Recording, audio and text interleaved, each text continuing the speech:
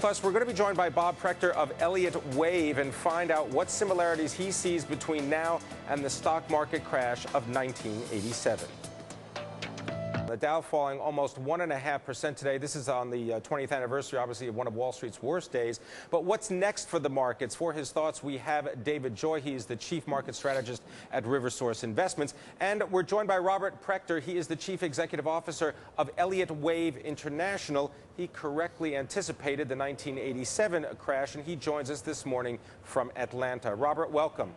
Thanks very much. You know, looking across the networks this week, it seems that somebody raided the Museum of Natural History and brought back out all the old dinosaurs, so I'm glad to be one of them. Well, I wouldn't characterize yourself as a dinosaur so much, Robert. I appreciate your being with us. Tell us a little bit about what do you see in the stock market right now, and if you can, just put it into some kind of context using the Elliott Wave theory that is really your filter for what's going on. Right. Well, the main thing that we use is measures of market psychology, and there are all kinds of them, from sentiment indicators to wave structures to cycles.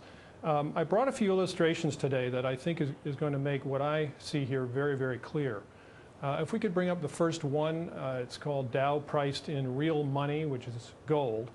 I'm going to show something that very few people realize, which is that there has been a substantial decline in stock values since the 1999 peak in real values.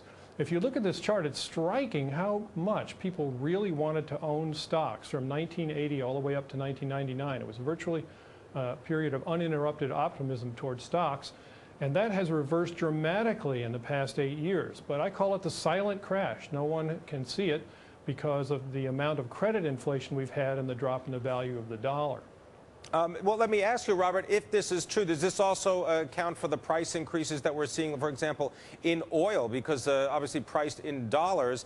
And what do you make of the Federal Reserve's lowering of interest rates? Is that going to dim your view of the stock market even further? Well, Pim, I think you're exactly right. If you plot the oil in terms of real money as well, you find that it's priced about where it was 7 years ago.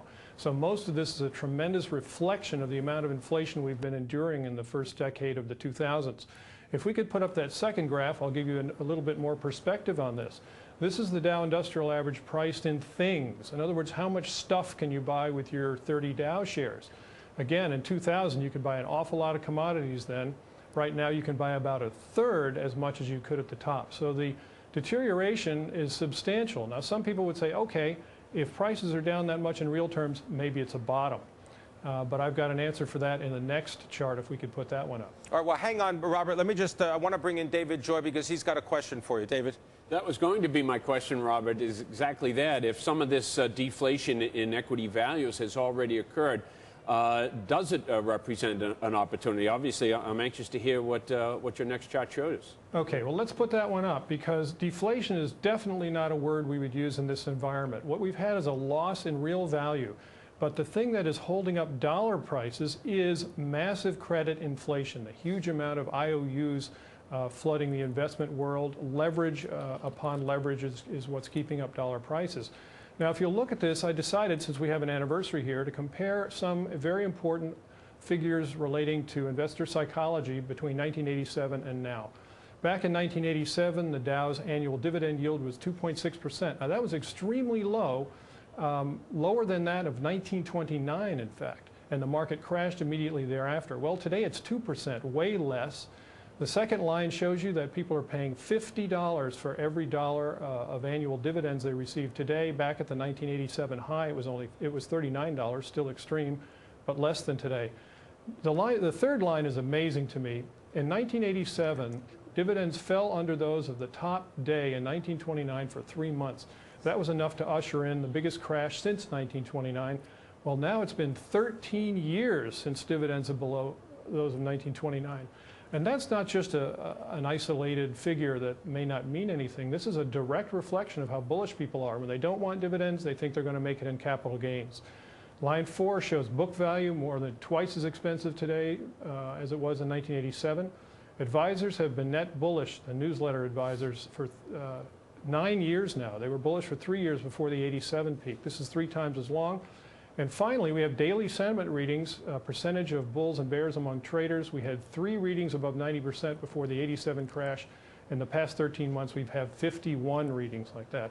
So it's lopsided and much more bearish than it was in 1987. Robert, let me ask you, in reference really to the first item that you were showing us, this was the stock market, taking a look at it relative to the gold price. I believe back, let's say, in 2005 or so, when gold was trading around $450 an ounce, you were at that point saying that you thought gold might actually decrease in value. That's right. What's happened between 2005 and 2007, and does that call into, does that make you kind of rethink your outlook for the relationship between gold and equities? Well, the chart we just showed with those figures give you a great idea as to why I've been negative for the past few years and expecting a real deflationary move.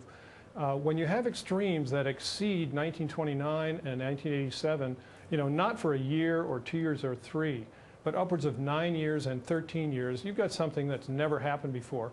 So that's the reason I've been negative for a while. But I think we've finally seen the first cracks in the credit structure with the huge drop in commercial paper, the tremendous drop in Asian buying of U.S. treasuries, and these are the harbingers, I think, finally, of a change toward the downside for stock market. The commodity market, including oil, that's probably one of the most overpriced at the moment, and the debt market itself. So, Robert, where would you be putting your money right now? Where's the best place for investors to be looking for opportunities for profit? I think the very best place is in the safest cash equivalents you can find. If you want to keep them in dollars, that would be Treasury bills, the shortest term, 3 month. If you want to go overseas, there are places over there as well, Swiss money market claims, for example, or even short-term paper from the New Zealand government. Anywhere where you can look back later and say, I've still got my purchasing power while everybody else is in trouble in the stock market. Okay, Art, we're going to have to leave it there. Thank you very much, Robert Prechter, Chief Executive Officer of Elliott Wave International, joining us from Atlanta. Now, up next, we're going to take a look at some of